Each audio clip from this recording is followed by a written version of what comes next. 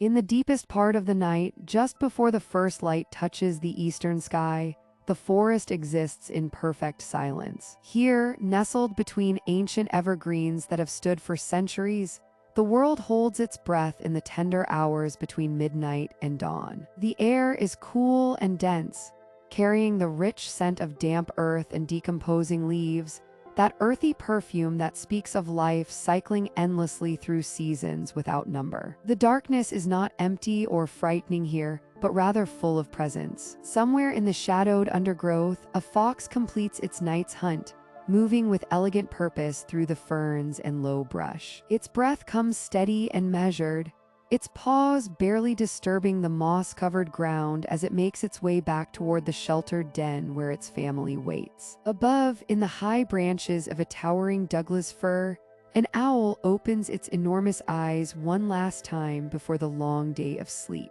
Its night is ending, and soon it will tuck its head beneath its wing, satisfied with the small creatures it has caught and the miles it has patrolled through the darkness. The streams that wind through this forest continue their ancient work even now, their gentle murmuring the only sound that breaks the profound quiet. The water flows over smooth stones worn round by 10,000 years of patient passage, and beneath the surface, fish rest in the deepest pools, their bodies still and their fins barely moving. A larger trout, ancient and wise, holds position against a rock, waiting for the first insects of morning to emerge and make their way to the water's surface. The stream knows no distinction between night and day, only the endless conversation between earth and sky that flows through its currents. At the forest floor, the smallest creatures remain tucked into their safe places. A hedgehog curls tight in its nest of dried leaves, its body warm and its breathing shallow. Beetles cling to the undersides of logs, their hard shells protecting their sleeping forms. In the rich soil itself, invisible to any eye, earthworms tunnel slowly through the dark, aerating the earth and breaking down the endless gifts of fallen leaves and branches. They work without consciousness of time, simply fulfilling their ancient purpose of returning what falls to the ground back into the living soil from which all things grow. Higher in the canopy, the birds that have slept through the night begin to stir. A robin, perched on a low branch hidden by needles and shadows, shifts its weight from one foot to the other. Its small black eye opens, and it senses something in the quality of the darkness that speaks of change coming. In another tree, a cardinal, still dark and quiet, feels the first whisper of instinct that says the night's reign is nearly complete. These birds do not know why they sense this.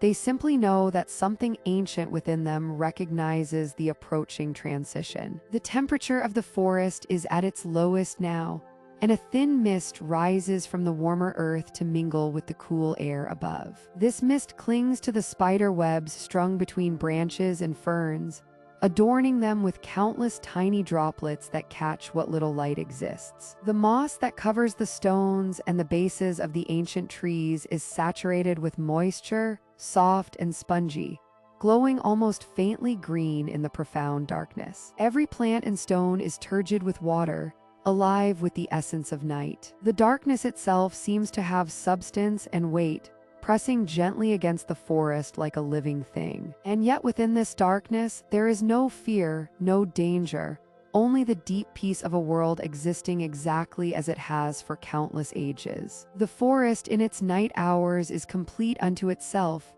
asking nothing of the world beyond its borders, perfectly content in its solitude and silence. A breeze that has traveled from distant mountains touches the highest branches of the tallest tree, the faintest whisper of movement that travels down through the layers of the forest canopy like a sigh of recognition. The smallest creatures feel it, the plants sense it, and even the stones seem to acknowledge it in their ancient way. And then, almost imperceptibly, the very air seems to shift, as if the forest itself is drawing a deep, contented breath.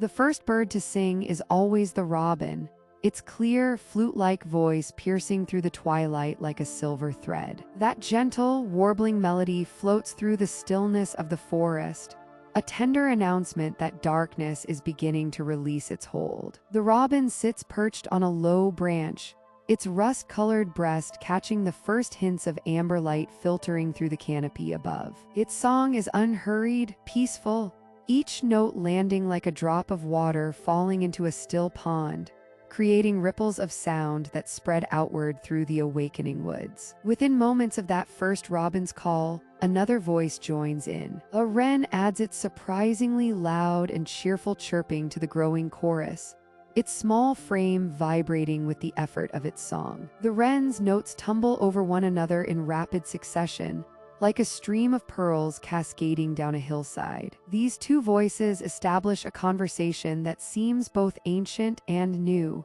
as though they are greeting each other after a long slumber, celebrating the return of light to their forest home. The light continues to grow softer and warmer, shifting from deep purple to shades of rose and gold. As the illumination increases, so does the boldness of the forest singers. A tufted titmouse adds its clear, distinctive call, a two-noted whistle that sounds almost like a human voice calling out through the trees. Its bright and assertive tone seems to encourage the other birds with its confidence. The robin continues its melodious song, undeterred by the newcomer, and the three voices weave together in an intricate tapestry of sound. The cardinals join next, and their brilliant red plumage becomes visible as the light strengthens. Their clear, loud chips and warbles ring through the forest with unmistakable vitality. Both the male and female contribute their voices, and their calls seem to energize the entire woodland. The cardinals sing from the middle branches,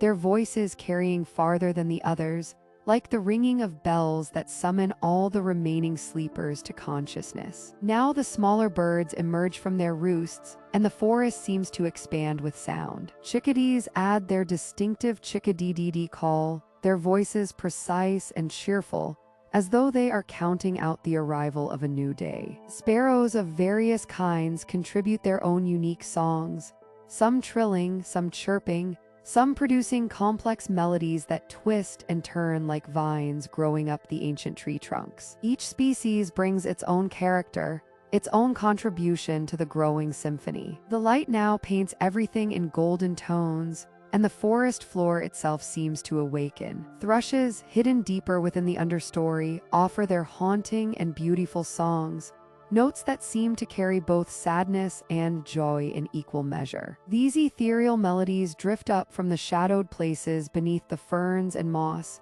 adding depth and mystery to the chorus. Their voices sound like they are singing from somewhere far away, even though they are perched just beyond sight among the dense vegetation. Higher in the canopy, larger birds add their voices. Wood pigeons contribute their soft, repetitive cooing, a gentle and soothing rhythm that underlies the more energetic calls of the smaller species. Blue jays occasionally punctuate the symphony with their louder, more assertive calls, reminding all who hear them that they, too, are part of this awakening celebration. With each passing moment, as the sun climbs higher above the horizon and sends more direct rays of warmth through the canopy, the chorus grows richer and more complex. The forest is now fully awake, alive with vibrant sound. Woodpeckers begin their rhythmic tapping against tree bark, adding percussion to the melody. The wind picks up slightly in the upper branches, creating a whooshing accompaniment that seems orchestrated perfectly with the birds' voices. The entire forest vibrates with life and energy,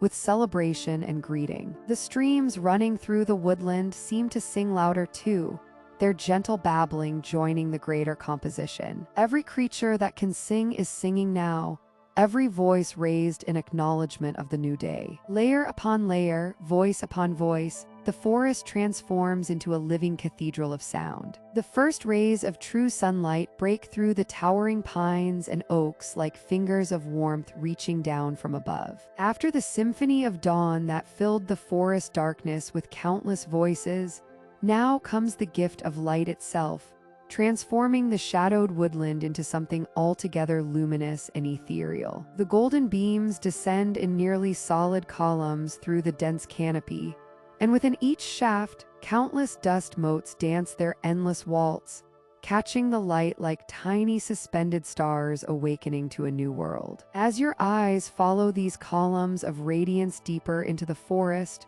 you begin to notice details that darkness had concealed. The ancient bark of the towering oaks reveals itself in all its textured complexity, deep grooves and gentle ridges that speak of centuries of growth and weathering. The moss that clings to the north side of these giants glows with an almost luminescent green, as though it holds the forest's own inner light within its soft, velvety surface. This moss, nourished by mist and shade throughout the night, now basks in the gentle warmth that the morning sun finally brings. But the true magic of this newly illuminated world reveals itself in the countless spider webs that stretch between branches, from tree to tree, across ferns and flowering plants. Throughout the night, invisible architects worked their intricate patterns, and now these webs become visible in their stunning splendor. Each one is adorned with dewdrops that have gathered and clung to the silken threads,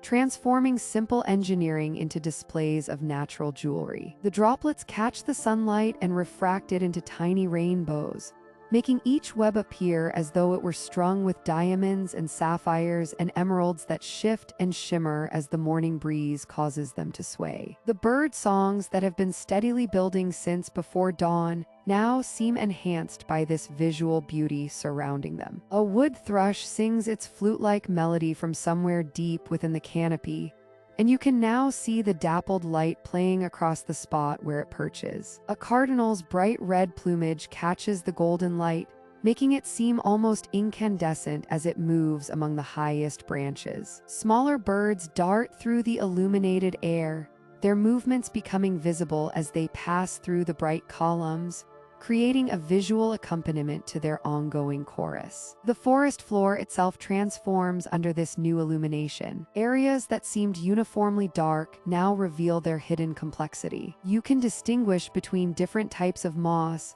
identify the various plants growing in the rich soil, and follow the intricate patterns of roots that spread across the earth like a network of veins. Wildflowers that remained closed during the night gradually open their petals to catch the warming rays, and even their opening seems synchronized with the returning light, as though they understand some ancient contract with the sun itself. The streams that flow through this forest now become visible in their full crystalline clarity. Where they catch the direct sunlight, they sparkle and shimmer, their water transformed into flowing liquid light. You can see the smooth stones beneath the surface, rounded by countless years of gentle flowing water. Tiny fish dart through these illuminated waters, and you notice how the stream creates its own secondary lighting, reflecting the sun's rays upward to bounce against overhanging branches and leaves, creating an intricate interplay of light and shadow that seems almost choreographed. As the morning progresses and the sun climbs higher,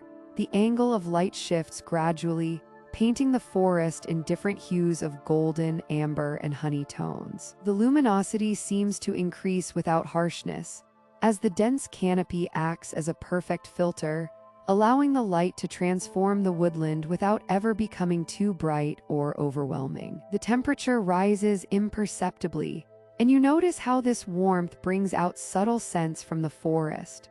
The rich earthiness of soil and decomposing leaves, the fresh green smell of growing things, the delicate fragrance of wildflowers warming in the sun. Everything in the forest seems to be responding to this return of light, each creature and plant playing its part in a carefully balanced symphony of awakening. The darkness of night seems like a distant memory now, yet its coolness lingers in the shadowed places beneath the densest trees. Every leaf, every blade of grass, every spider's web becomes a jeweled window into the forest's quiet magic. High above the forest floor, in a cozy dray tucked between sturdy branches, a squirrel stretches its bushy tail and prepares for the day ahead. The dawn light filters softly through the canopy, casting dappled shadows across the bark of the ancient oak tree. From this cozy nest woven from twigs and lined with soft moss and feathers, the red squirrel emerges with purposeful grace. Its tiny claws grip the rough bark as it pauses for a moment,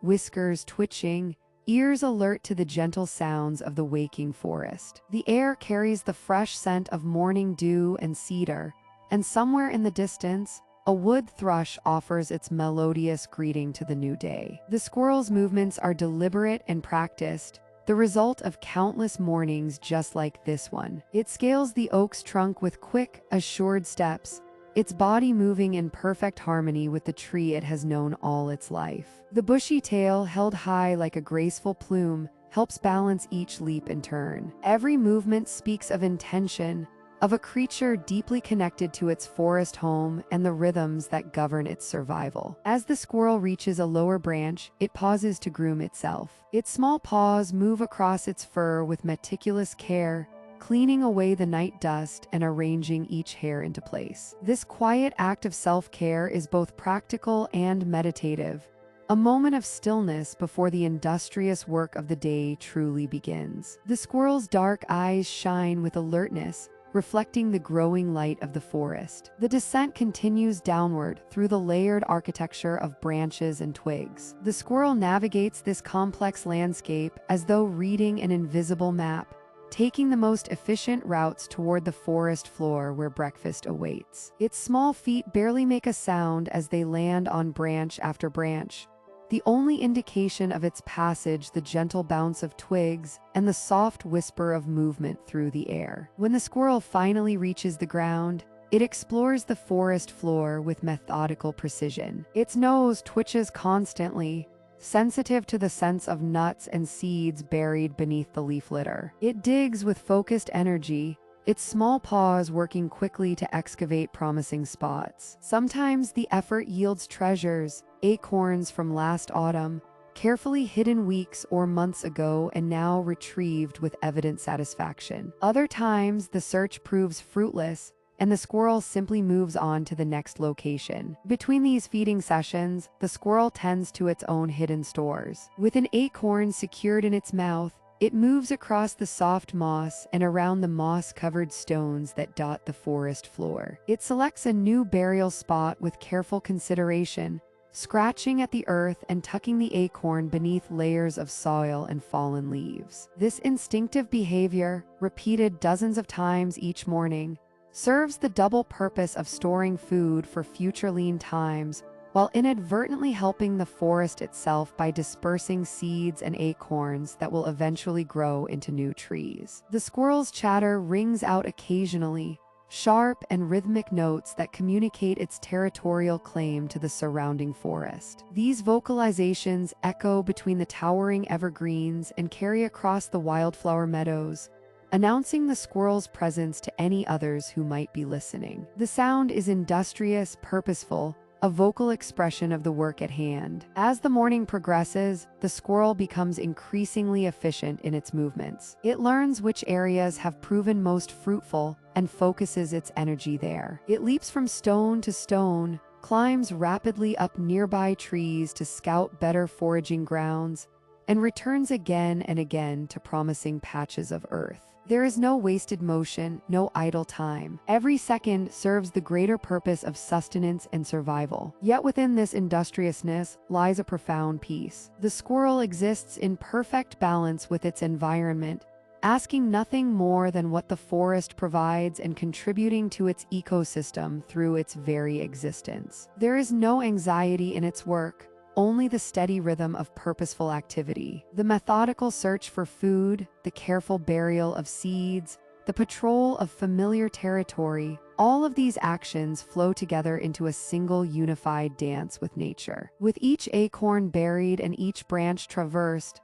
the squirrel reminds us that purpose and peace can exist together. Where the trees open into a natural meadow, where morning mist still clings to the grass like a protective blanket, a doe and her yearling emerge into the dawn. Their ears turn gently, catching the subtle sounds of the forest awakening around them. The mother moves first, her slender legs carrying her with effortless grace across the dewy grass, each step deliberate and measured. Her coat catches the filtered light that breaks through the canopy above, a warm russet color that seems to absorb the quietness of the morning itself. The yearling follows closely, staying within the invisible circle of protection that the doe creates simply by her presence. Though nearly grown, the young deer still carries within it the vulnerability of youth, the need to remain close to the gentle guidance of its mother. They pause at the meadow's edge, where wildflowers have begun to unfurl their petals to the awakening sky. Purple clover, white Queen Anne's lace, and clusters of delicate lupines dot the landscape like nature's own carefully placed adornment. The doe lowers her head,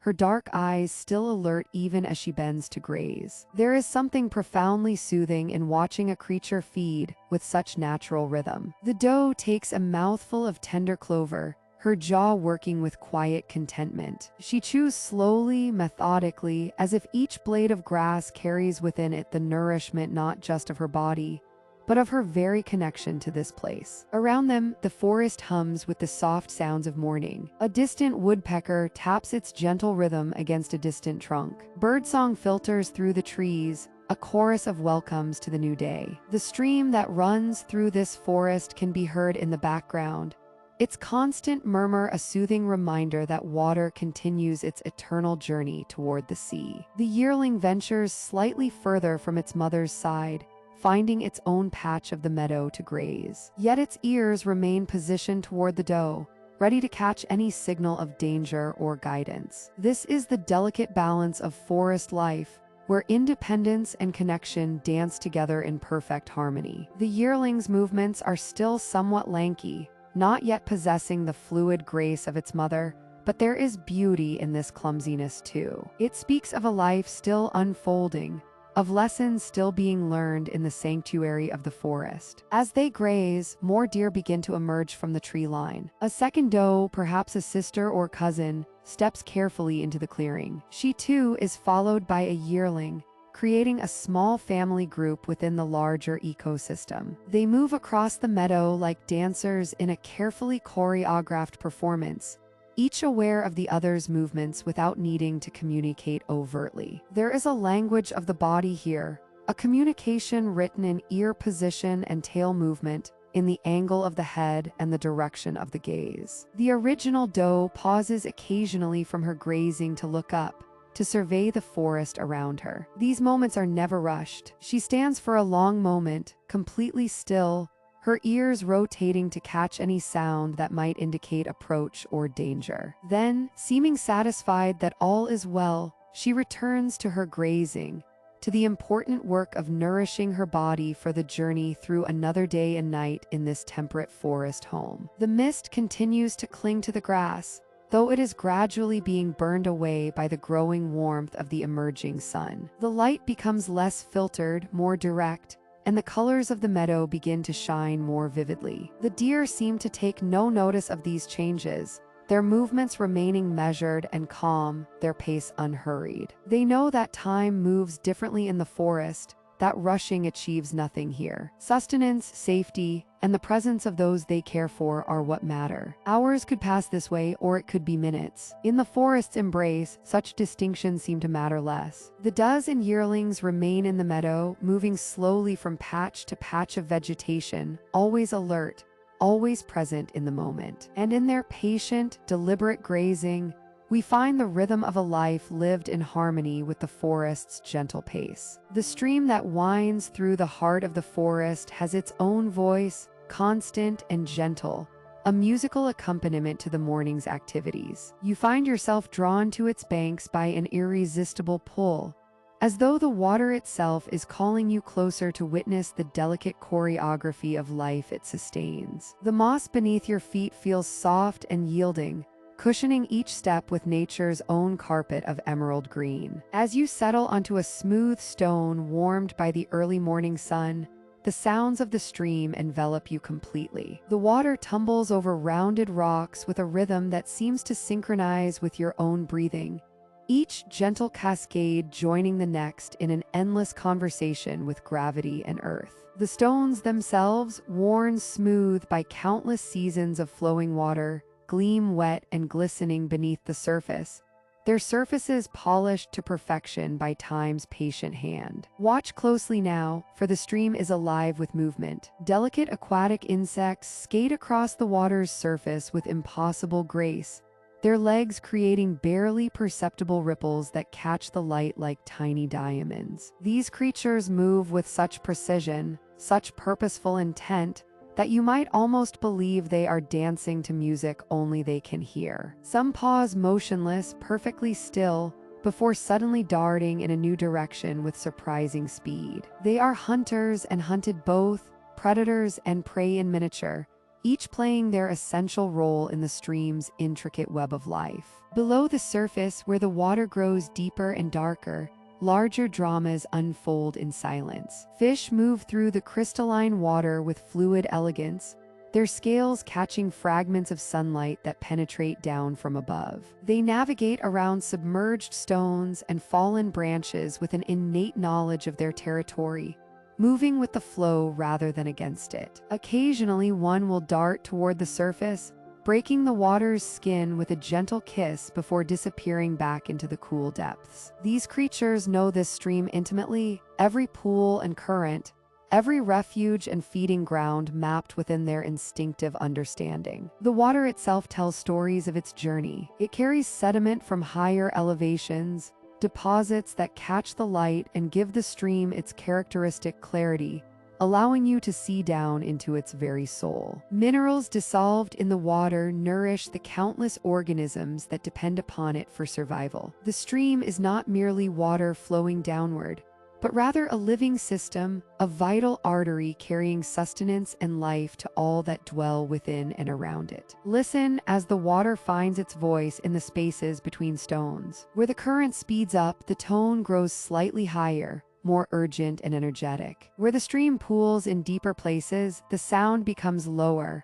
more contemplative and peaceful. This natural orchestra adjusts itself based on seasonal flows and recent rains, yet maintains a fundamental harmony that has existed for countless years. It is a song that will continue long after you have moved on, unchanged in its essence though forever flowing forward. The plants along the stream bank lean inward as though drawn by affection, their roots gripping the soil and stone to access the constant moisture. Ferns unfurl their delicate fronds mere inches above the water's surface, and wildflowers bloom in defiant splashes of color against the surrounding green. These plants depend utterly on the stream's presence, and in return they help stabilize the banks and filter the water that flows through their network of roots. Time moves differently here by the stream. Minutes seem to stretch into longer spaces, and the urgency of the outside world feels impossibly distant. You might sit here for what feels like mere moments, only to discover that the sun has shifted considerably across the sky. The stream's constant motion paradoxically creates a sense of stillness, a meditative state where thought and consciousness seem to flow as easily as the water itself. In the stream's endless journey to the river below, we witness the forest's lifeblood flowing with patient determination. In a bramble thicket near the stream's edge, a pair of blackbirds claim their territory with vocal authority and graceful flight. You can almost feel the protective energy radiating from them as they move through their carefully chosen corner of the forest, a place where wild roses wind through dense vegetation, and the morning light filters softly through interwoven branches. Their territory is not large by human standards, perhaps only a few hundred square meters, yet to these devoted birds it encompasses everything essential to their survival and the survival of their future offspring. The male blackbird, with his glossy ebony plumage and striking golden eye ring, perches on the highest available branch within his domain. His chest swells as he produces a series of rich, warbling notes that carry clearly through the forest canopy. These are not songs of mere joy or idle expression. They are declarations, unmistakable messages to rival males who might harbor thoughts of encroachment. Each phrase rises and falls with deliberate emphasis, establishing invisible boundaries that other males instinctively recognize and respect. There is a nobility in his bearing, a quiet confidence in each territorial announcement. Nearby, his mate moves methodically through the lower reaches of the thicket, her plumage a subtle brown that blends seamlessly with the dappled shadows of her surroundings. Where her partner commands through song, she commands through purposeful action. She investigates every corner of their shared realm, checking potential nesting sites, assessing food sources and vigilantly watching for any signs of intrusion. Her awareness is complete and constant. Though she does not sing with the same elaborate flourish as her mate, her occasional soft calls serve as acknowledgement and reinforcement of their united front. When another male ventures too close to their boundary, drawn perhaps by the richness of the territory or the promise of shelter, the response is immediate and coordinated. The resident male intensifies his song, moving closer to the perceived threat with bold swoops and athletic displays of flight. He darts between branches with stunning agility, allowing the intruder to appreciate both his strength and his ownership of this place. His mate simultaneously moves to a more prominent position, her presence adding subtle but undeniable weight to their warning. This is not a place for newcomers. This is home. The intruding male, sensing the combined determination of the established pair, soon recognizes the futility of his challenge. He retreats toward the edges of their territory, vanishing into the deeper forest where his own claims might be less contested. There is no violence, no drawn-out conflict. The birds have evolved beyond such wasteful displays. Vocal skill and confident movement communicate everything necessary. Territory is maintained through communication and presence, a system refined over countless generations. As the day progresses, the pair settles into the comfortable rhythms of their life together. The male continues his periodic songs, less aggressive now but still present, a gentle reminder to all within earshot that this place has guardians. His calls become softer, more melodious, tinged with something almost like contentment as he watches his mate move through the understory. She is gathering fine grasses and soft down from the forest floor, materials that will form the foundation of a nest, a safe harbor for the eggs that will soon depend upon both of their unwavering commitment. You find yourself drawn into their world, sensing the weight of their responsibility and the determination that drives their every action. Their territory is not merely a piece of forest.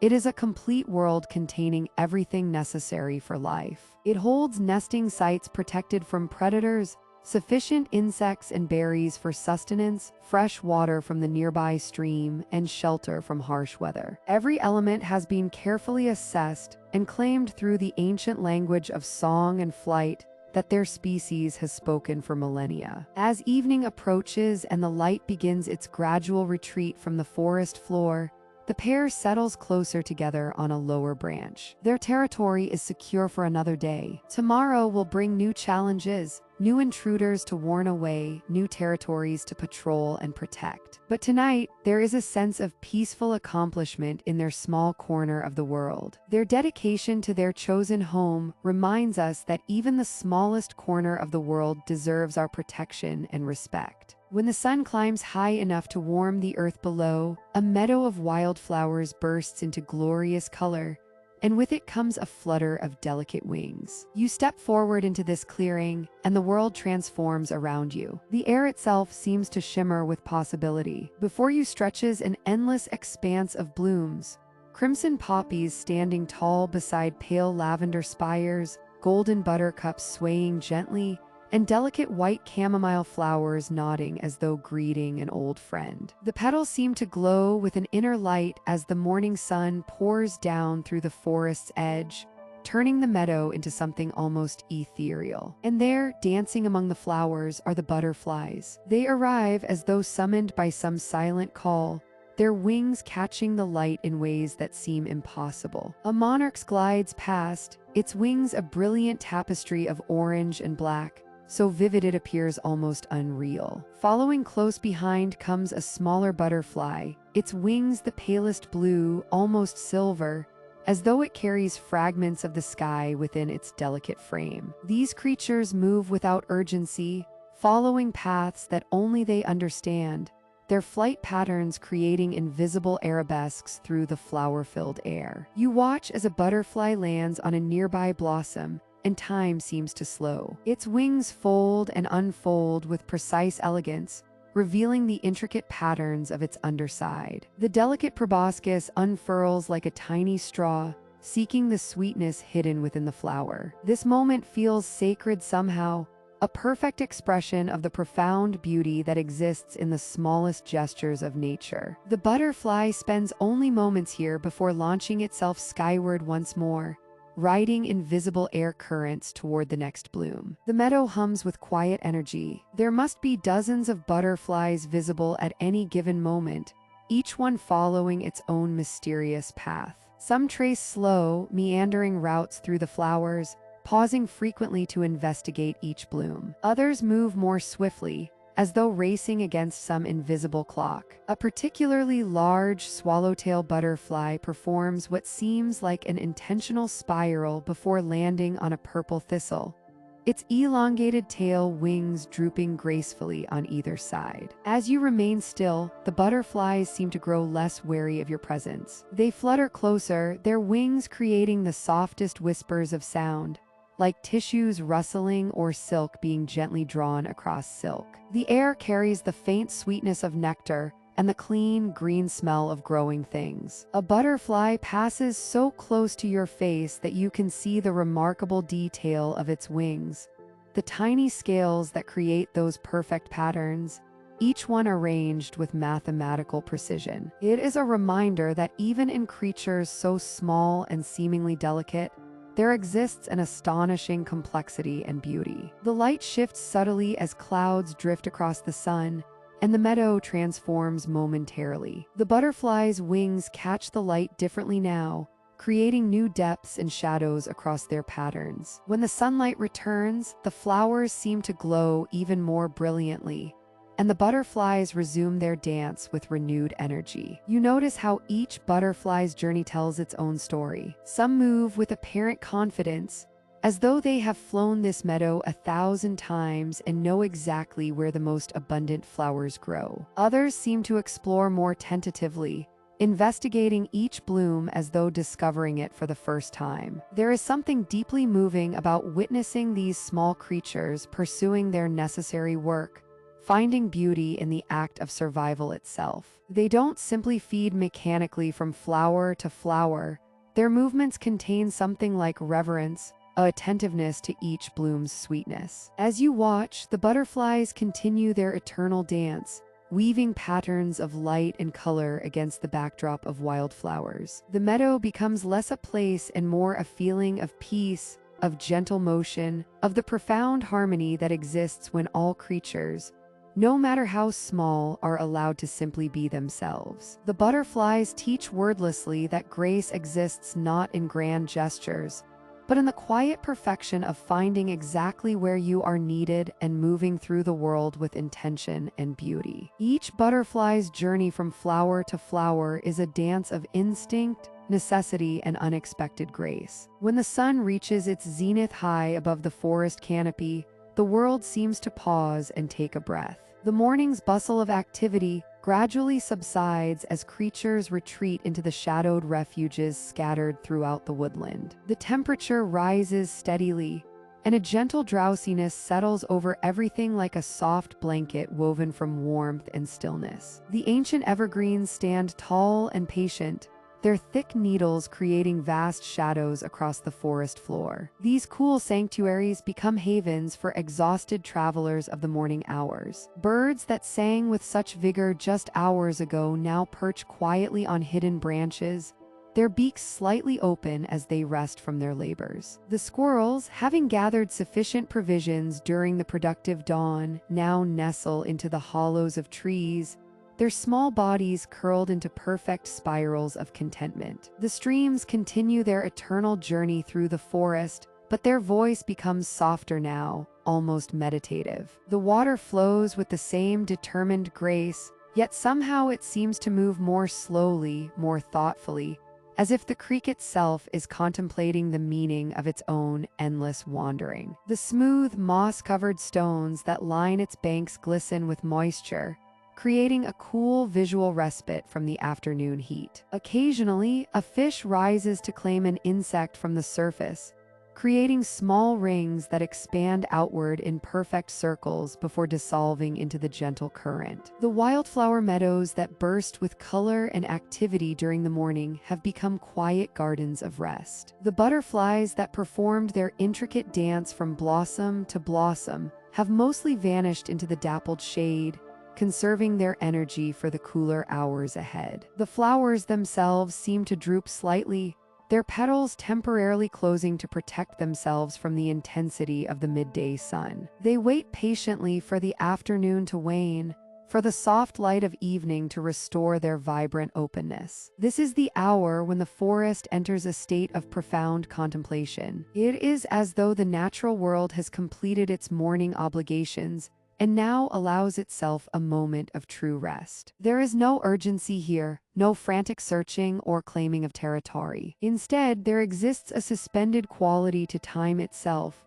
a sense that the clock has slowed to match the unhurried rhythm of rest. The air itself changes during these midday hours. It becomes thick and warm, carrying with it the rich sense of earth and growing things. The fragrance of countless plants mingles together, creating an invisible tapestry of subtle aromas that drift through the forest. There is the smell of moist soil, the fresh green scent of needle-bearing branches, and underneath it all, the faint sweetness of wildflowers preserved in the cooler shadows. Light filters through the canopy in distinct beams, creating a cathedral-like atmosphere throughout the woodland. These rays of golden illumination seem almost solid, as if they could be touched and moved. Dust particles dance within these columns of light, creating an ethereal quality that seems to exist outside of ordinary time and space. This is a sacred quiet, different from the silence of night, where darkness brings mystery and the unknown midday silence brings clarity and stillness. It is the silence of completion, the hush that follows achievement. The forest has already accomplished its morning tasks, and now it settles into a state of peaceful reflection. For those sensitive enough to perceive it, this midday hour offers profound lessons in the art of balance. The forest teaches that constant activity cannot be sustained, that rest is not laziness, but rather an essential part of any rhythmic cycle. The heat that drives creatures into shadow also creates the necessity for stillness, transforming what might seem like limitation into opportunity for renewal. The atmosphere here is one of acceptance and ease. There is no struggle against the heat, no resistance to the slowing of pace. Instead, there is a graceful surrender to the natural rhythm of the day, a recognition that all things must rest before they can rise again to full activity. In this quiet interlude, the forest invites us to slow our thoughts and simply exist in the moment. Beneath the sprawling roots of an ancient oak, in a burrow lined with grass and thistledown,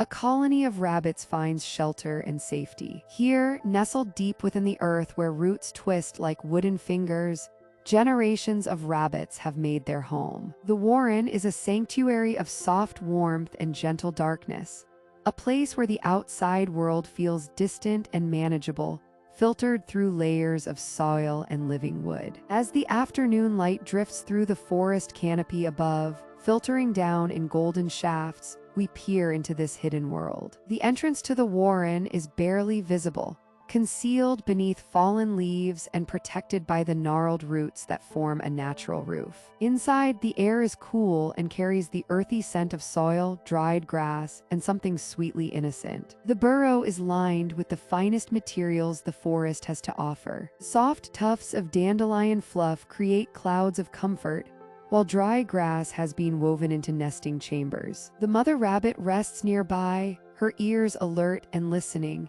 but her body relaxed in the knowledge that her young are safe within these earthen walls. The baby rabbits, their eyes now open and curious, explore their underground world with the wonder that only the very young possess. Their tiny paws tap softly against the packed earth floor as they venture a few hops from their mother, then scurry back for reassurance. Their fur is still downy, not yet fully grown into the sleek coats they will eventually wear. Some are mottled gray and brown, while others show hints of reddish tones that will deepen with age. Their ears, still proportionally large on their small heads, twitch at every sound, capturing vibrations that travel through the earth and air. One particularly bold little rabbit, braver than his siblings, discovers a small pebble near the edge of the chamber. With great intensity, he investigates this treasure, sniffing it thoroughly, testing it with his tiny front teeth. His siblings watch with interest before some lose focus,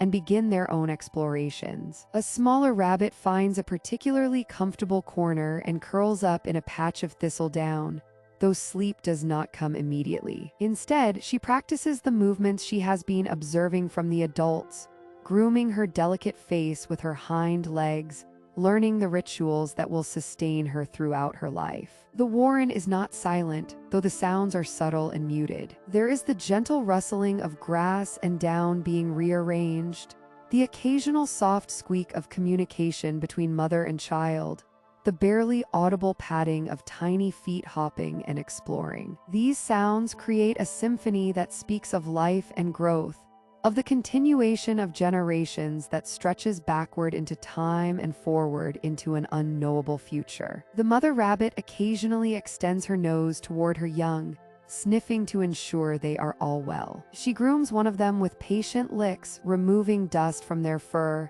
a gesture that is both hygienic and deeply nurturing. The warren is her responsibility, her creation, her sanctuary. She has chosen this spot beneath the oak because she understands instinctively what safety means. The thick roots above provide protection, the soft earth is easy to burrow, and the location offers escape routes should danger approach. Outside the warren, the forest continues its endless rhythm. Afternoon birdsong filters down through the soil and roots, creating a distant, dreamlike accompaniment to the rabbit's gentle activities. The temperature in the burrow remains constant, always cool and stable, creating an environment of perfect comfort. Time moves differently here, measured not in hours but in small explorations, in rest periods, in the gradual growing and learning that happens without haste. As the light outside begins to shift, hinting at the evening to come, the young rabbits gradually settle down. Some curl against their mother, finding the warmth and security of her body. Others rest in the soft nesting materials,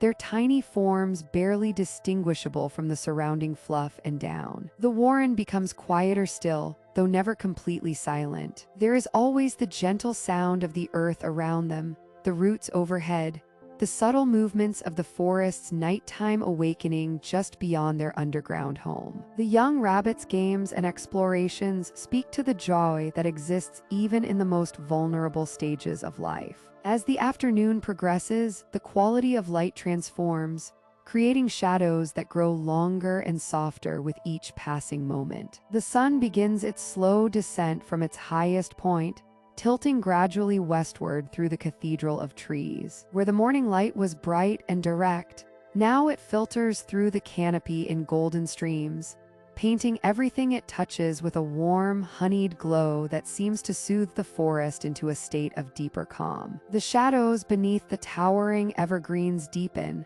becoming pools of cool darkness that contrast beautifully with the illuminated spaces between. These shadows are not harsh or frightening, but rather gentle and inviting, like soft velvet against the pale filtered light. They stretch across the forest floor, elongating with each hour as the sun's angle changes. The moss-covered stones that lay in bright patches this morning now rest partially in shadow, their verdant surfaces glowing with an intensity that seems almost otherworldly. In response to this shift, the forest's inhabitants begin to adjust their patterns of activity. The birds that sang most vigorously in the early morning now settle into a quieter mode, their calls becoming less frequent and more contemplative. A wood thrush somewhere in the middle distance offers its flute-like song, a sound that echoes through the quieting afternoon with particular clarity. The quality of light seems to enhance the acoustics of the forest, making each sound feel both more intimate and more resonant. The creatures of the understory emerge with greater confidence now. A chipmunk ventures from its burrow, its striped back catching the dappled light as it scurries along a moss-covered log. Small movements become more frequent as the temperature remains comfortable, and the shadows provide cover without the diminishing light making foraging too difficult. A deer appears briefly in a clearing where afternoon light still reaches the ground, pausing to graze on the tender shoots of a young sapling. Its ears swivel gently, monitoring the soundscape, but its movements are unhurried and peaceful. The stream that winds through the forest seems to change character with the afternoon light. Where it ran clear and bright earlier, Now it appears deeper, more mysterious, as the shadows of overhanging branches dance across its surface. The reflections become more complex, showing inverted images of the forest that shimmer and shift with the gentle current. The sound of water flowing over smooth stones takes on a more meditative quality, a gentle background rhythm to the forest's afternoon symphony. The wildflower meadow that lies in a clearing receives the afternoon sun at a lower angle, making the colors of the blooms appear richer and more saturated. Purple coneflowers seem to deepen in hue, while the delicate white petals of Queen Anne's lace appear to glow from within. Butterflies that were active in the bright morning light now move more slowly, their dances becoming less frantic and more contemplative as they navigate the changing light patterns. A monarch butterfly perches on a milkweed flower, its wings opening and closing in the golden light. The temperature drops almost imperceptibly as the afternoon progresses, a subtle reminder that the day is beginning its transition toward evening. The forest responds to this change with a gradual shift in energy. Insects that were buzzing and clicking in the midday heat begin their slow preparations for the cooler hours ahead. A particular quality of stillness settles over everything, not the stillness of inactivity, but rather the stillness of purposeful focus. The light itself becomes a character in the forest story. It reaches through the gaps in the canopy with almost tactile presence, illuminating dust motes that dance in these golden corridors. Where the light strikes the forest floor directly, it creates islands of warmth and visibility in seas of cool shadow. These pockets of brightness and darkness create a sense of depth and mystery, suggesting that there are always more layers to discover in this ancient woodland. As you breathe in the atmosphere of this transformed afternoon forest, you feel the influence of these changing light patterns in your own consciousness. Your mind begins to slow, your breath deepens, and you find yourself moving more deliberately through this space where light and shadow paint an increasingly complex picture. The interplay of light and shadow becomes a canvas upon which the forest's quiet drama continues to unfold. In a nest of dried leaves and moss beneath a fallen log, a hedgehog stirs from its afternoon rest and begins its perpetual search for food. The small creature emerges slowly into the dappled sunlight filtering through the canopy above, its nose twitching as it samples the rich forest air. Around its compact body, the ancient woodland pulses with quiet life. The hedgehog's dark eyes scan the forest floor with quiet intention, searching for the movement that signals dinner. This is the rhythm that governs existence here in the forest's embrace. Rest and activity, hiding and seeking, sleeping and waking. The hedgehog knows this dance intimately, written into every fiber of its being across countless generations. Its ancestors have performed this same ballet of survival since before memory, and now it carries forward their legacy with steadfast determination. The creature begins its methodical patrol along the edge of a moss-covered stone, its sensitive nose pressed close to the decomposing leaf litter. The forest floor is a world unto itself,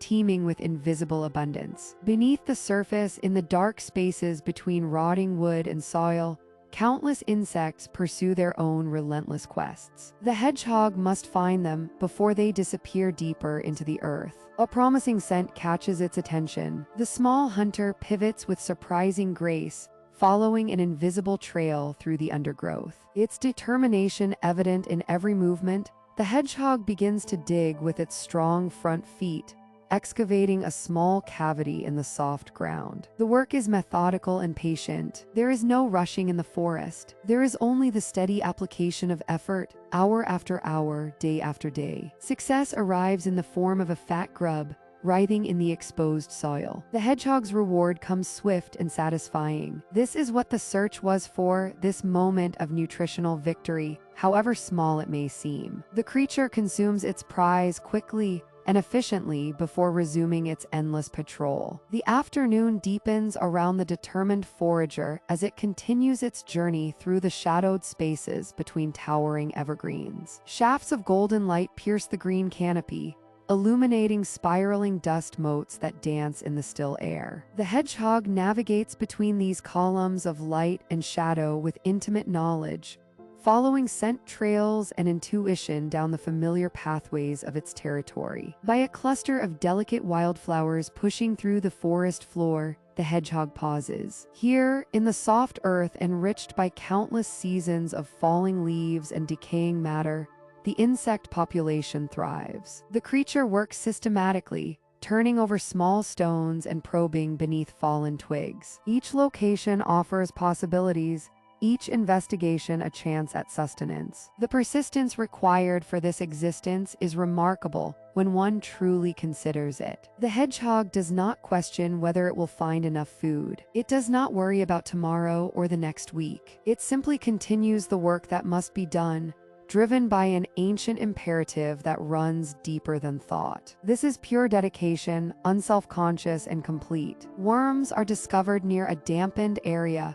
where the forest's hidden streams begin their journey toward visibility. They are precious finds, filled with moisture and nutrients. The hedgehog savors each one, working steadily through the afternoon hours as the light begins its slow transformation toward the golden hues of approaching evening. Around the small forager, the forest acknowledges its presence without judgment or interference. A bird calls from somewhere in the high branches. Leaves rustle as a distant creature moves through the underbrush. The water in hidden streams murmurs its constant song. All of these sounds and movements are part of the greater symphony, the endless concert of nature that plays whether any individual listener attends or not. As shadows lengthen across the forest floor, the hedgehog's afternoon search continues without slowing. The creature understands something fundamental about existence in this realm, something that humans often struggle to comprehend. The commitment to persistence,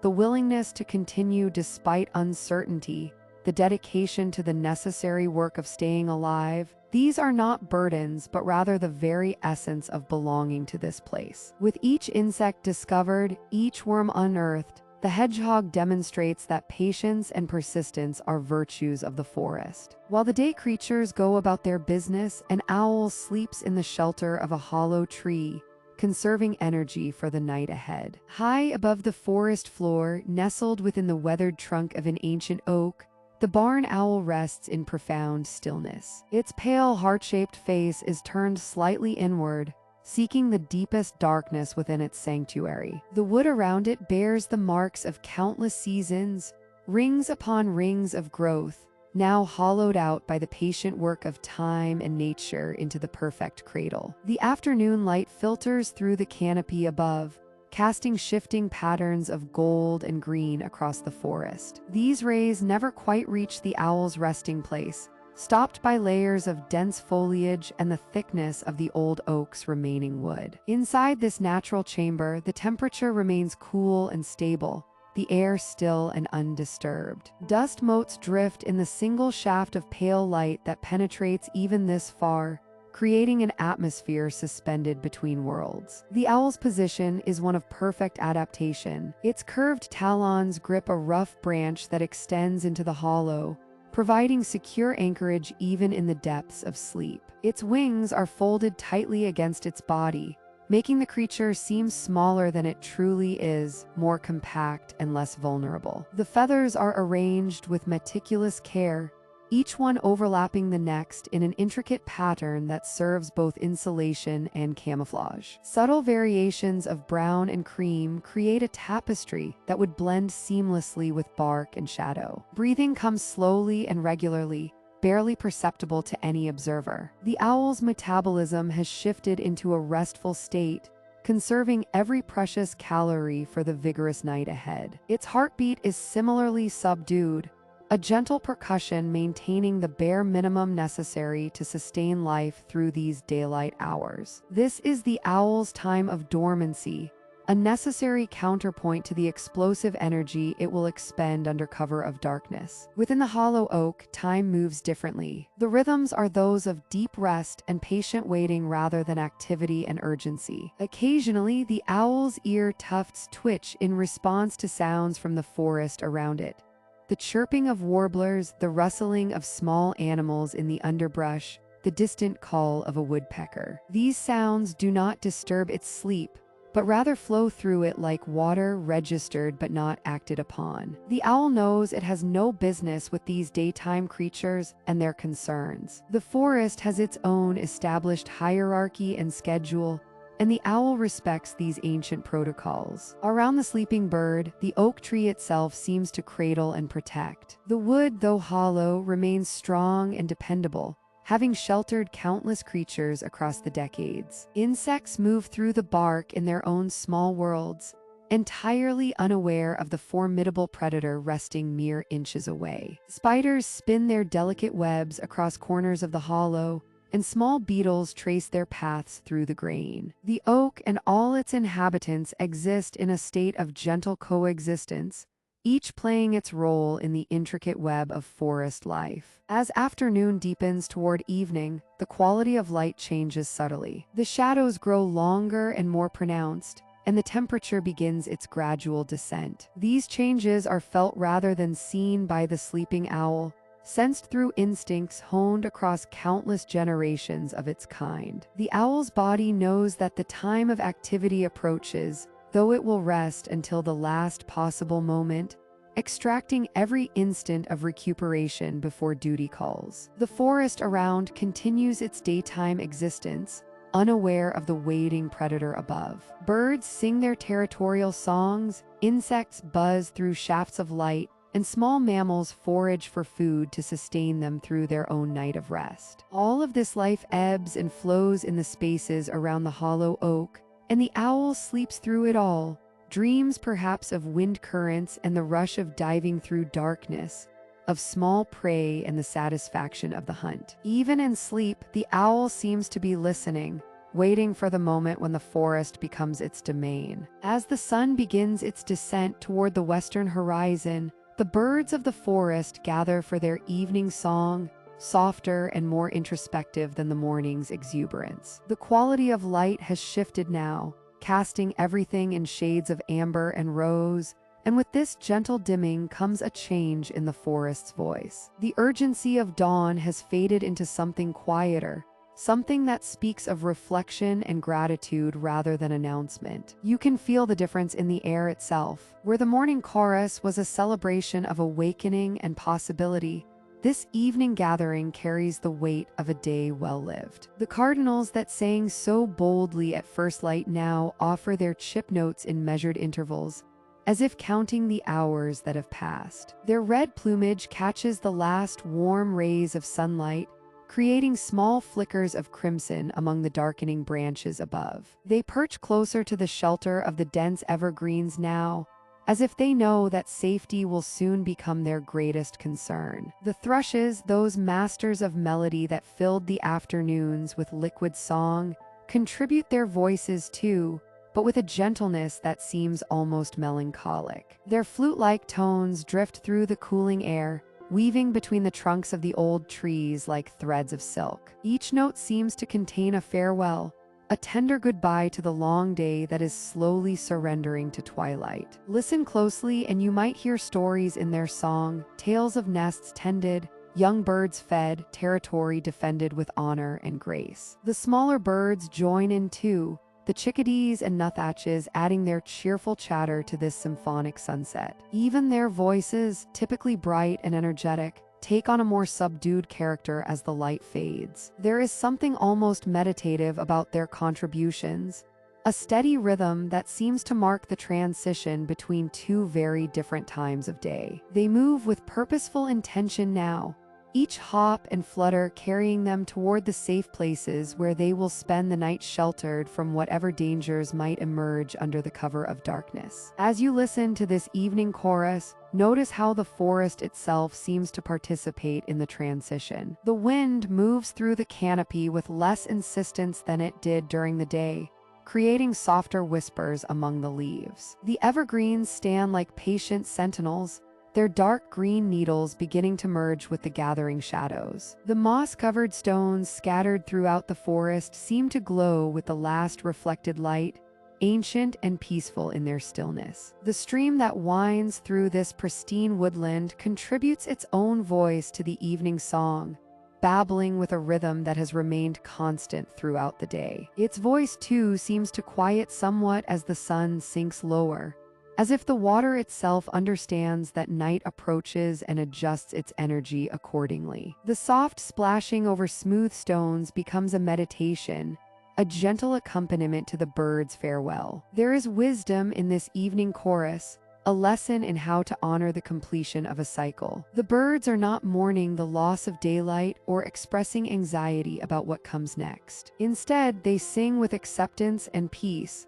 acknowledging the full day behind them and welcoming the rest that is to come. Their songs carry no regret, only a kind of satisfied reflection. They have lived fully in these hours, and their evening melodies express that contentment with grace and dignity. As the light continues to soften and the shadows between the trees deepen into profound purple and blue, the chorus gradually becomes quieter. Individual birds begin to settle into their chosen roosts, their voices fading as they move toward rest. The forest is beginning its transformation from the realm of the day birds to the domain of the nocturnal creatures waiting in the wings. Somewhere in the deepening dusk, an owl shifts its position, its ears alert despite its closed eyes, sensing the moment of change drawing near. In their farewell songs, the day birds seem to thank the forest for another successful day of living. There is a moment each day, lasting perhaps an hour, when the entire forest is painted in shades of gold and amber, as if the world itself has been transformed into precious metal. The sun, now descending toward the western horizon, streams through the canopy at a shallow angle, finding its way between the towering evergreens that have stood sentinel for centuries. These ancient trees, their bark weathered and deep, suddenly glow with an inner warmth they seemed not to possess in the bright noon hours. The light does not fall harshly upon the forest floor as it did at midday, but instead filters through in slanted beams, each ray visible and luminous, like paths of silk drawn through the air itself. You find yourself standing in one such beam, and the warmth on your skin feels almost alive. The temperature of the light seems to match the tender warmth of breath, of comfort, of homecoming. Particles of dust and pollen dance within these golden shafts, each speck catching the light and becoming a tiny star in their own ephemeral sky. The entire forest breathes with a hushed reverence, as if nature itself knows that this precious moment is fleeting and wishes to honor it fully. The stream that winds through this ancient woodland has transformed. Where moments before it reflected the pale blue of a clouded sky, it now mirrors liquid gold. Each ripple catches the low-angle sunlight and transforms it into sparkles that seem to pulse with their own rhythm. The water murmurs its gentle song, but even this sound seems softer now, as though the forest is humming rather than speaking. The moss-covered stones along the banks glow with an emerald richness they seem to lack before, their verdant surfaces enriched by the golden light that dances across them. The wildflower meadow beyond the stream becomes something transcendent in these golden hours. The delicate petals of blooms that have opened their faces to the day now appear translucent, backlit by the descending sun. Each flower becomes a small lantern, glowing from within. The purple clovers, the white sweet woodruff, the pale pink bleeding hearts seem to hold the light within their very cells. A light breeze moves through the meadow, and the flowers sway in unison, creating waves of color that flow like water across the landscape. In this magical hour, the boundary between flower and light becomes unclear, blurred into something that transcends distinction. The evergreens themselves become towering cathedrals in this transformation. Their deep green needles, so dark and heavy in full daylight, now reveal hidden depths of color. Amber tones emerge from within their verdant branches, and the trees appear to hold both the darkness of the forest's mystery and the brightness of the golden hour simultaneously. They stand as ancient witnesses to this daily miracle, their patience and stillness seeming to acknowledge that they have seen this beauty countless times before, and still it moves them. Above, the sky performs its own masterpiece. The blue that dominated the day gradually surrenders to warmer tones. Peach, rose, and coral blend with the remaining blue in an infinite gradient of color. Clouds that seemed ordinary moments before now take on the appearance of burnished metal, their edges defined in gold and their depths shadowed in plum and deep orange. The day birds sense the approaching transition, and their songs shift in character. The afternoon singers have mostly quieted, but a few voices remain, and their calls seem to carry the golden light within them, as though their very songs have been painted in amber. The evening birds have not yet fully emerged, so there exists a precious quiet, a pause between two different parts of the forest's day. As you stand within this gilded world, time seems to move differently. Minutes stretch like honey, and the world feels both vast and intimate simultaneously. Everything is held in perfect balance between day and night, between activity and rest, between the brightness that has been and the gentleness that approaches. This golden hour is the forest's gift, a reminder that beauty is not permanent and therefore all the more precious. Twilight is the forest's threshold, neither day nor night, but something entirely its own,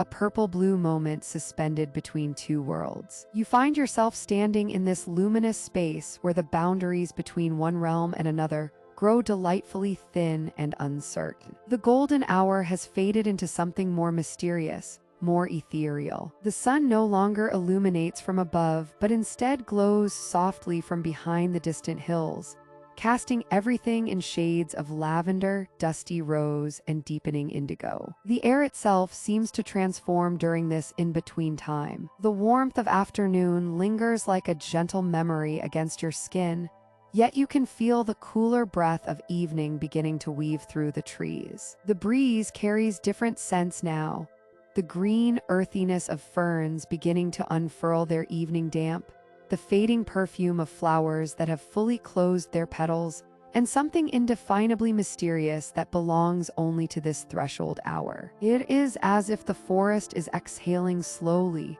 releasing the energy of the day and settling into a quieter rhythm. The light takes on a quality that seems almost unreal in its softness. Everything you see is slightly dreamlike, with edges blurred by the violet haze that settles between you and the distant trees. The moss-covered stones that lined your path throughout the day now appear as gentle, velvet mounds barely visible in the growing shadows. They seem less like obstacles and more like the quiet companions of this liminal space, ancient witnesses to countless twilights that have come before. Around you, the forest creatures are beginning their shift change. The birds that sang so vibrantly this morning are now settling into their evening roosts, their voices becoming softer, fewer, more contemplative. You hear the occasional chirp or trill, but it is different now. Not the exuberant greetings of dawn, but rather gentle goodbyes, peaceful acknowledgments that the day is coming to an end. Meanwhile, in the undergrowth and in the branches above, you sense movement that was absent before. The nocturnal creatures are beginning to stir. A rustle here, a soft sound there. The forest is conducting its nightly changing of the guard. The stream that has accompanied you throughout the day seems to sing differently now. Its gentle babbling takes on new dimensions in the twilight. Without the bright sunlight fragmenting the water's surface into 1,000 dancing sparkles, the stream becomes a ribbon of darker reflection, mirroring the purple sky above. You pause to listen to its constant, soothing voice, a sound that has remained unchanged while everything else around you transforms. It is oddly comforting, this constancy in the midst of such profound change. The wildflower meadows you passed earlier are now fading into shadowy variations of their daytime selves. The bright yellows and delicate pinks have muted into cooler tones. Some flowers that were wide open to the sun have begun closing their petals, withdrawing into themselves as the light abandons them. Yet there is no sadness in this closing. Instead, it feels like a natural rhythm, a necessary rest before tomorrow brings the sun again. In the spaces between the towering evergreens, the sky deepens with each passing moment. The purple blue that dominated the upper atmosphere is gradually yielding to deeper shades of indigo and navy. A few stars are beginning to pierce the veil of twilight, faint at first, like distant dreams becoming real. The line between earth and sky becomes less distinct, as if the forest itself is slowly merging with the heavens above. You stand quietly in this in-between space, feeling held by the forest in a way that day and night alone cannot quite offer. This twilight moment is unique and fleeting. In perhaps an hour, it will be gone, replaced entirely by the darkness and mysteries of full night. But right now, in this suspended instant, both worlds coexist. The day has not entirely released its hold, yet the night has already begun its gentle claim. You exist in both, belonging to neither and to both simultaneously. In this magical in-between time, the forest seems to hold its breath, waiting for the night to fully claim the sky. The first stars appear like punctuation marks in the darkening sky, and at precisely the moment the first star becomes visible, an owl's eyes open. There is no grogginess in this awakening, no slow transition from sleep to consciousness. Instead, the owl's amber eyes snap alert as though a switch has been flipped somewhere deep in the forest's ancient machinery. The creature has been waiting for this exact moment all day long, roosting quietly in the hollow of an old oak tree where the bark has grown thick and protective over centuries. The owl's perch is positioned perfectly, tucked into a cavity some 40 feet above the forest floor. Around it, the world has been darkening gradually, almost imperceptibly, but the owl has felt every subtle shift in light and shadow. Now, as true dusk settles in and the first brave stars pierce the deepening purple of the sky, the bird's entire being vibrates with purpose and hunger. The day shift of the forest is coming to an end, and the night shift is beginning its call. From deep within its throat comes a soft, almost musical sound, a gentle preparation noise that only another owl would recognize as significant. It is not yet the famous call that echoes through woodlands on autumn nights, but rather a private acknowledgement of awakening, a ritual greeting to the darkness that is becoming its domain. The owl shifts its weight on the branch, and a small cascade of dust and old bark falls silently to the forest floor far below, disturbing nothing, noticed by nothing. Around the awakening raptor,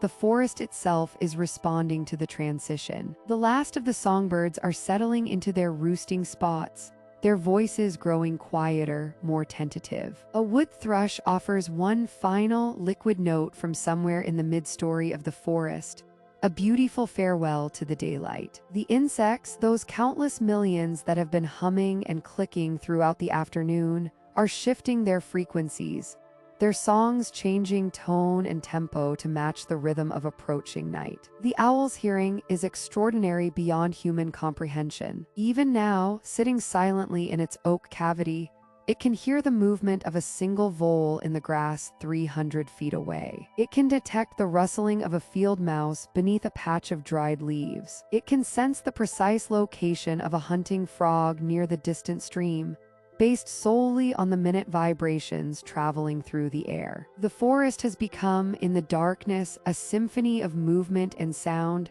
and the owl is the conductor, the listener, the interpreter of all these subtle messages. The temperature is dropping steadily as the sun sinks fully below the horizon. The forest that was warm and golden just minutes ago is cooling quickly, becoming a place of deeper colors and longer shadows. The moss on the ancient stones is becoming damp with evening dew. The wildflower meadow, which glowed so brightly in the afternoon sun, is transforming into a patchwork of grays and silvers, mysterious and magical in the fading light. The owl's talons, sharp and deadly despite their delicate appearance, flex reflexively on the wooden perch. These feet have been honed by evolution itself over countless generations, designed with absolute perfection for the work that lies ahead. Every toe, every claw, every tiny muscle has been built for precision and power. As the darkness deepens further, the owl's massive forward-facing eyes seem to grow even larger,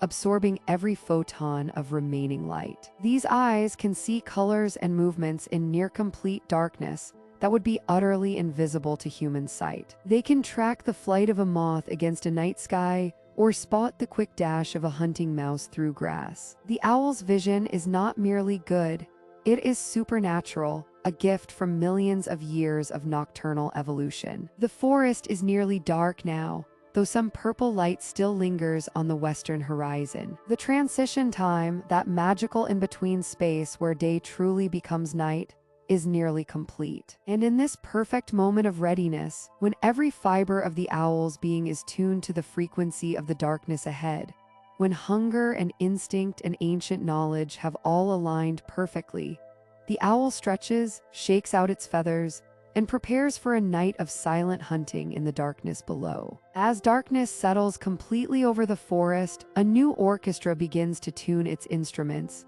the insects of the night preparing their eternal songs. The temperature has dropped just enough to awaken these remarkable creatures from their daytime rest, and they emerge from beneath bark, from within hollowed logs, and from the depths of the moss-covered ground with a singular purpose: to sing their evening devotions into the velvet darkness. The crickets are the first to truly establish their presence, their voices rising from the grasses and undergrowth with a steady, hypnotic rhythm. Each chirp is a meditation, a pulsing heartbeat of the forest itself, repeating with mathematical precision that somehow feels entirely natural and organic. A single cricket begins its call, and within moments, others join in, creating layers of sound that seem to echo through the trees like gentle rainfall tapping against leaves. The rhythm is constant, yet never monotonous, soothing in its predictability even as it varies in subtle ways that keep the listener entranced. From the upper reaches of the forest, where the tallest evergreens stretch toward the starlit sky,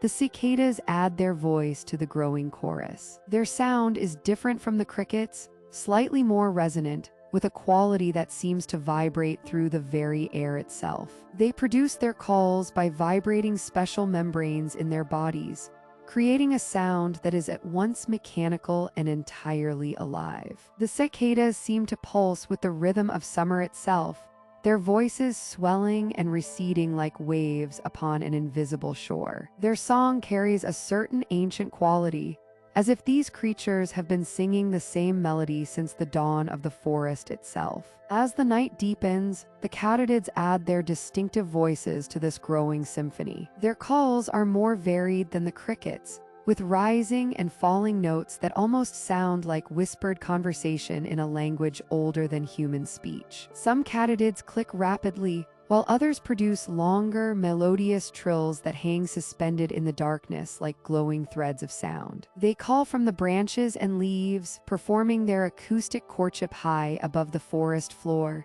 invisible yet profoundly present through their voices alone. The insects continue their songs with tireless dedication, unmindful of the passage of time. They sing not for an audience, but as an expression of their very being, a biological imperative transformed into art. There is something deeply comforting about their constancy, their willingness to continue their performance night after night, season after season, age after age. The forest would not be itself without these voices, without this intricate tapestry of sound that fills the darkness with life and presence. Woven between the louder voices of the crickets and cicadas are softer sounds, the gentle chirping of grasshoppers, the subtle clicking of beetles, the barely audible rustling of smaller insects moving through the undergrowth. Each contributes its own note to the vast composition, creating a soundscape of remarkable complexity that somehow remains perfectly soothing to those who listen with open hearts. The forest itself seems to listen to this performance,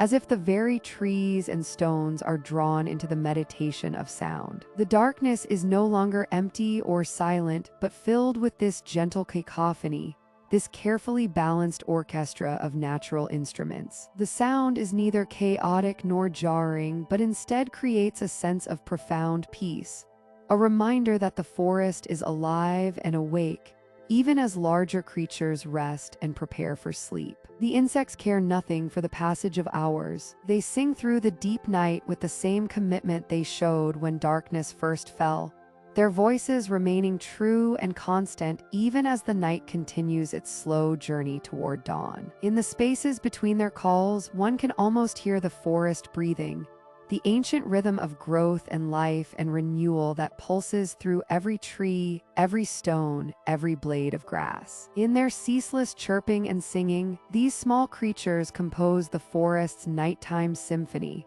a lullaby for all who hear it. With ears pricked forward and senses heightened to their maximum sensitivity, a red fox emerges from its den as the night deepens. The animal moves with deliberate grace, each paw placed with practiced precision upon the forest floor. Its russet coat, nearly invisible in the shadows between the ancient trees, blends seamlessly with the darkened undergrowth. The fox's breath comes steady and measured, a creature entirely focused on the singular purpose that drives it through the darkness. The forest around this magnificent predator has settled into that profound quiet that follows the insect chorus. The nocturnal symphony has faded now, leaving only the softest whisper of wind through pine needles and the distant murmur of the stream running through the valley below. The fox's whiskers twitch constantly, reading the invisible currents of air that carry stories of prey and danger. Every scent tells a tale,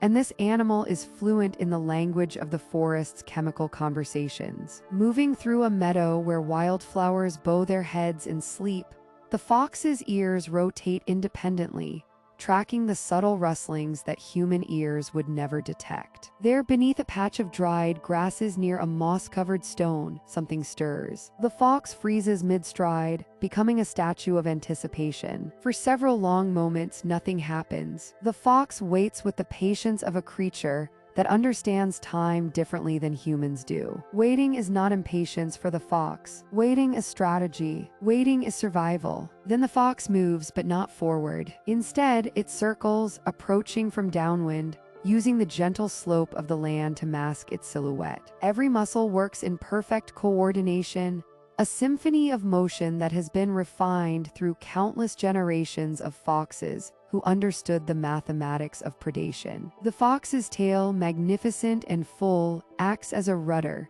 helping to balance the careful approach. Those keen eyes, glowing with intelligence and purpose, never leave the spot where movement was detected. The strike comes suddenly, but not without warning to those attuned to the forest's rhythms. The fox launches forward with explosive power, its front paws driving deep into the earth where a vole had been foraging in the soil. In that instant, predator and prey exist in a moment of truth that has repeated itself countless times beneath these ancient trees. The struggle is brief, intense, and final. The fox has caught its meal, and somewhere in the forest, the wheel of life completes another rotation. Carrying its prize in its mouth, the fox moves deeper into the woodland, where the trees grow so closely together that moonlight barely penetrates the canopy. The scent of pine and damp earth mingles with the fox's own musky presence as it travels toward a sheltered spot where it will enjoy this nourishment. Along the way, the fox pauses to investigate a fallen log, where beetles and other small creatures have made their homes in the decaying wood. These too could serve as meals, though the vole will provide better sustenance for the night's continued hunting. The fox's journey takes it past moss-covered stones that have sat undisturbed for centuries, past the tangled roots of evergreens that stretch down into soil enriched by countless seasons of decay and rebirth. The forest recognizes this predator as one of its own, not as an invader, but as an essential participant in the intricate web that holds this ecosystem in perfect balance. Every living thing in this forest exists because of the presence of predators like this fox, creatures that keep populations in check and ensure that the forest's resources are not depleted by any single species. As the fox settles into a hollow beneath twisted tree roots to consume its meal, the night continues its ancient rhythm around this focused animal. The fox's eyes remain alert even in this moment of relative security,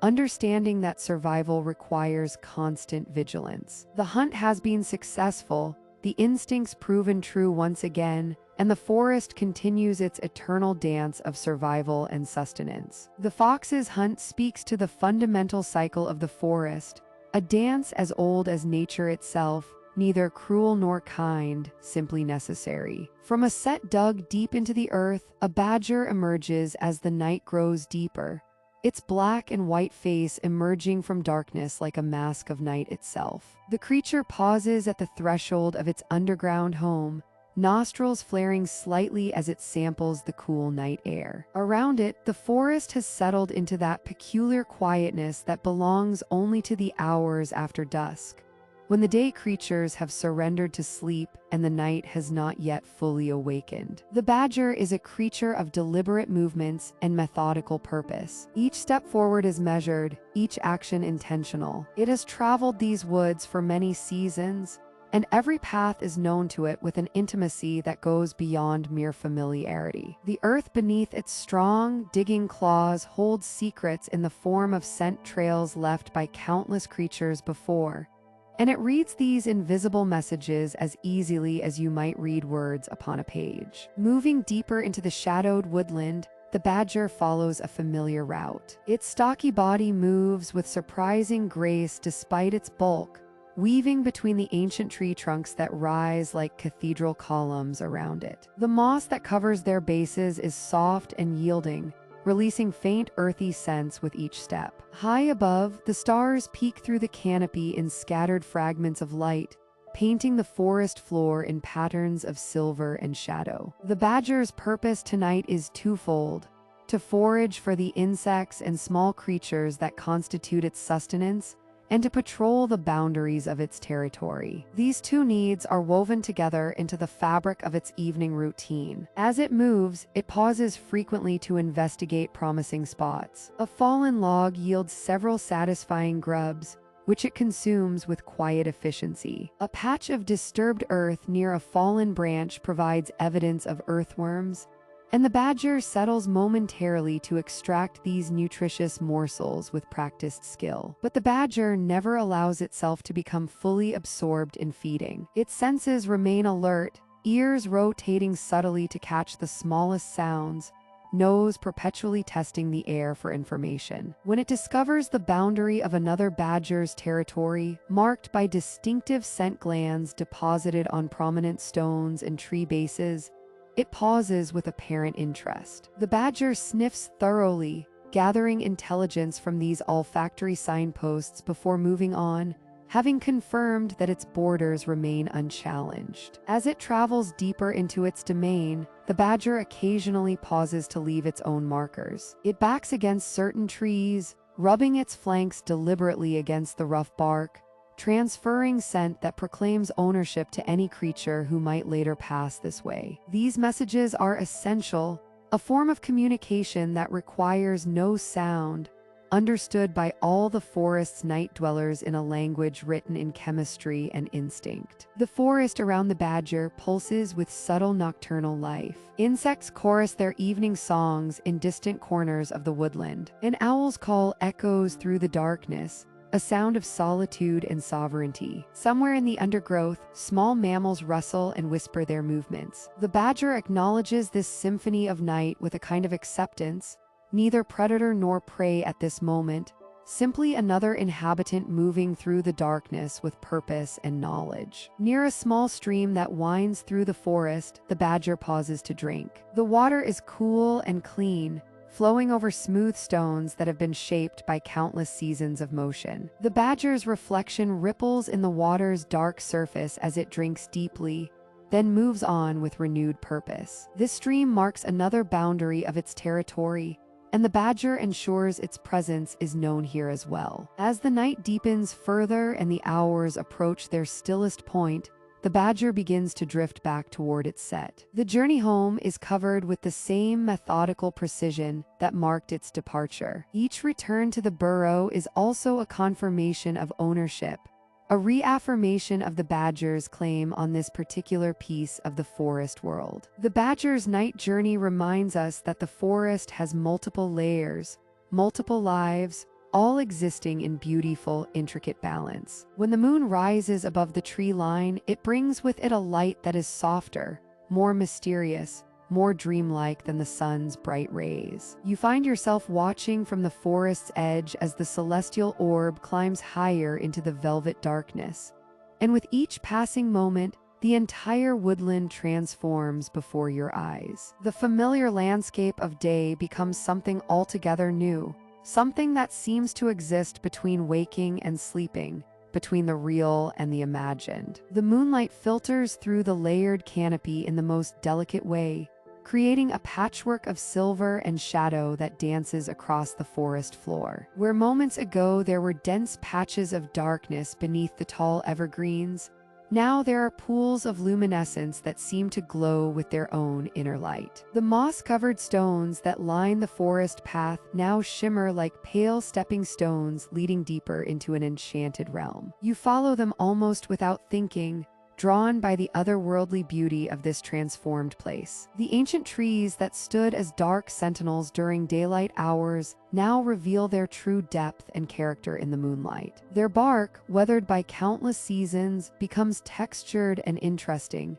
catching the silver rays and creating intricate patterns of light and shadow along their massive trunks. The highest branches reach toward the moon as if trying to communicate with it, their silhouettes sharp and elegant against the starlit sky. You pause beneath one of these giants and look upward, watching how the moonlight outlines each branch and needle, creating a natural cathedral above your head. The meadow of wildflowers that bloomed so vibrantly during the day takes on an entirely different personality under the moon's gentle gaze. The flowers seem to glow with a faint luminescence, their colors muted to soft grays and pale silver, but somehow appearing more beautiful, more ethereal in this mysterious light. They sway gently in the cool night breeze, and in the moonlight, their movement appears almost choreographed, as though they are dancing to music only they can hear. You find yourself swaying slightly too, caught up in the quiet rhythm of the forest at night. The gentle stream that flows through the woodland now becomes a ribbon of silver that winds through the forest like a living thing. The moonlight reflects off its surface, creating a pathway of light that seems to lead somewhere magical and unknown. The water's gentle murmur becomes even more soothing in the nighttime hours, and you pause by its banks to listen. The sound mingles with the subtle whispers of the wind through the branches overhead, creating a natural symphony that seems designed specifically to quiet the mind and ease the soul into deep relaxation. Around you, the nocturnal inhabitants of the forest begin their evening conversations. An owl calls from somewhere deep in the canopy, its voice carrying through the moonlit darkness with a haunting beauty. The sound seems to belong entirely to this magical time, to this space between day and night where normal rules no longer seem to apply. Smaller creatures move through the underbrush, their quiet rustling becoming part of the forest's nighttime tapestry. Nothing feels hurried or frantic here. Everything moves with purpose and grace, with the understanding that the night belongs to those patient enough to listen and observe. The moonlight illuminates not just the physical landscape, but seems to illuminate something within you as well. Standing in this sacred space, surrounded by the forest's gentle nighttime activities, you feel a sense of peace settling into your bones. The worries and tensions that may have followed you into the forest seem to dissolve into the shadows, leaving behind only a profound sense of calm and connection. This is the forest's true gift, the reason it has existed in this perfect balance for countless centuries. The moon continues its journey across the sky, and you continue your slow, dreamlike wander through the transformed woodland. Time feels different here, less structured and urgent, more fluid and forgiving. By moonlight, the forest becomes a place of secrets, of quiet magic, of whispered conversations between shadow and light. The owl's flight is the forest's perfect silence, not an absence of sound, but rather a presence of quietness so complete it seems to have substance and form. As you drift deeper into the forest's nighttime realm, your awareness narrows to a single point of focus. High above the darkened canopy, a barn owl glides through the cool night air, its wings spread wide and steady. Those wings beat in a rhythm so deliberate, so carefully controlled, that the feathers themselves seem to part the darkness without disturbing it. This is not the aggressive hunting flight of a hawk or the erratic darting of a smaller predator. This is meditation in motion, purpose wrapped in grace. The owl's head swivels with mechanical precision, rotating nearly all the way around as it surveys the shadowed world below. But the real hunting happens not through sight alone, though the owl's enormous forward-facing eyes gather every photon of available light. No, the true mastery lies in the owl's extraordinary ears, hidden beneath the feathers on the sides of its asymmetrical face. These ears are positioned at different heights, allowing the owl to triangulate sound with mathematical perfection. A tiny squeak, the whisper of a vole moving through grass, the scratch of a mouse's claws on stone, sounds too faint for human ears to detect become clear signals to this nocturnal hunter. The owl drifts lower now, moving with intention toward a particular patch of meadow where the grass grows thick and wild. You can sense the owl's concentration, an intensity of purpose that fills the night. Every muscle is poised, every sense is perfectly aligned. The owl is not thinking in words or conscious thoughts as you understand them. Instead, the owl exists in pure instinctual knowledge, in the accumulated wisdom of thousands of generations that came before. This knowledge lives in the owl's bones, in the way its wings adjust to each thermal current,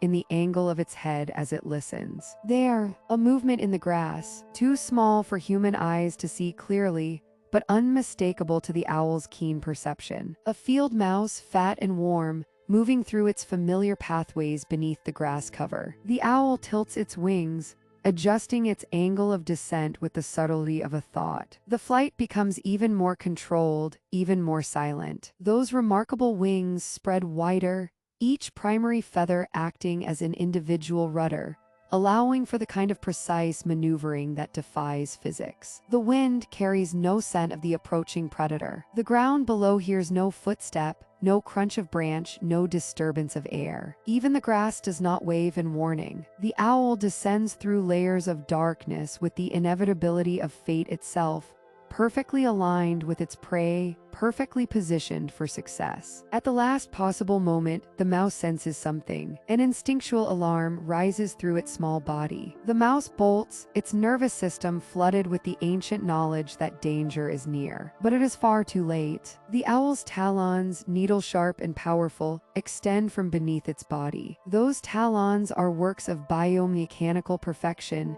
each claw curved just so, each muscle fiber exactly where it needs to be. They close around the mouse with certainty and finality. In this single moment, the forest witnesses the completion of a cycle that has played out unchanged for millions of years. The mouse, which fed on seeds and grasses, becomes sustenance for the owl. The owl, which maintains the balance of rodent populations, continues its own existence. Nothing is wasted, nothing is accidental. Every aspect of this interaction flows from the deep logic of the forest itself. The owl rises again, the mouse held firmly but gently in its talons, and begins its graceful ascent back toward the canopy. The night air receives this hunter without resistance, without judgment. The owl has done what it was born to do, what countless generations of ancestors have done, what the forest itself demands. In the owl's hunt, we witness millions of years of evolution perfected, a being entirely suited to its place in the nocturnal world. In the deepest hours of the night, when the moon hangs high and most creatures sleep, the forest settles into a silence so profound it seems to have weight and presence. You find yourself standing in the heart of the woodland, where the ancient trees form a cathedral of shadows and silver light. The moonbeams filter through the canopy in delicate threads, creating pools of luminescence on the forest floor. Everything is still, not the stillness of absence, but the stillness of complete presence, as though all of nature has gathered itself into one breath held in perfect suspension. The streams that rushed so vibrantly throughout the day have softened their voice. Their water still flows, of course, but now it whispers rather than sings, a gentle susurration that barely disturbs the profound quiet. You listen to this quietest of sounds and feel your own breathing synchronize with the forest's rhythm. In and out, the subtle pulse of life continuing, even in deep rest. Around you, the creatures that stirred and hunted and called through the evening hours have finally settled. The nocturnal hunters have returned to their dens, their bellies full, their urgency satisfied. The forest's upper layers, usually alive with movement, now hold only the occasional shift of a branch, the rare flutter of wings as a sleeping bird adjusts its position. Most of the visible world has surrendered to sleep. The darkness here is complete in a way that daylight dwellers rarely experience. It is not the darkness of absence, but rather the darkness of pure potential, of mystery held gently in stillness. Your eyes, adjusted now to the dimness, can make out shapes and forms, the solid presences of tree trunks and stone formations. The moonlight reveals just enough to feel safe, to feel held within a known space, yet mysterious enough to maintain a sense of wonder. A single cricket chirps, so far away that it might be in another realm entirely, and then silence rushes back in like a blanket pulled close. The sound seems to emphasize the quiet rather than interrupt it, like a single note in an endless composition of stillness. This is the forest's true music now, the song of rest itself. The temperature has dropped further as the night deepened. The air is cool and clean, carrying the scent of damp earth and decomposing leaves, the subtle perfume of nighttime. This is the smell of renewal, of nutrients returning to soil, of the endless cycle of growth and rest and growth again. It is deeply comforting, this scent of natural completion. The moss that clings to every stone and fallen log glows faintly in the moonlight, absorbing what little illumination exists and seeming to hold it. The forest floor is a landscape of soft textures now, each rock and root and cushion of vegetation becoming part of the gentle topography of peace. This is a world that has nothing to prove, nowhere to go. It simply is. Above, the stars peek through the canopy, impossibly distant yet somehow intimate in the darkness. The moon continues its slow arc across the sky,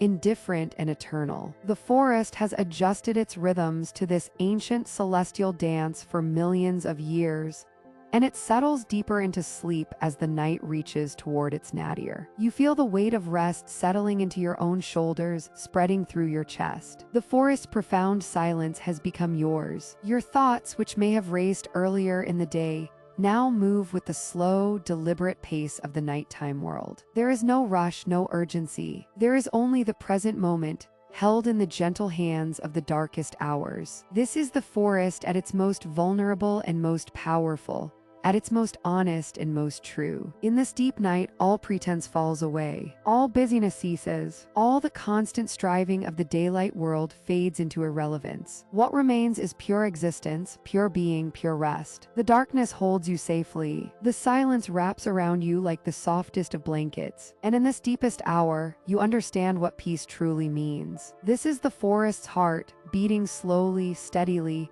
inviting us to rest with it in the darkness. Just as the night deepens toward its darkest point, the promise of dawn already exists on the horizon, an eternal cycle without beginning or end. The forest knows this truth in ways that human minds struggle to comprehend. Deep within the soil, beneath the sleeping roots of ancient trees, something stirs. Not movement exactly, but a readiness, a patient awareness that the darkness will not last forever.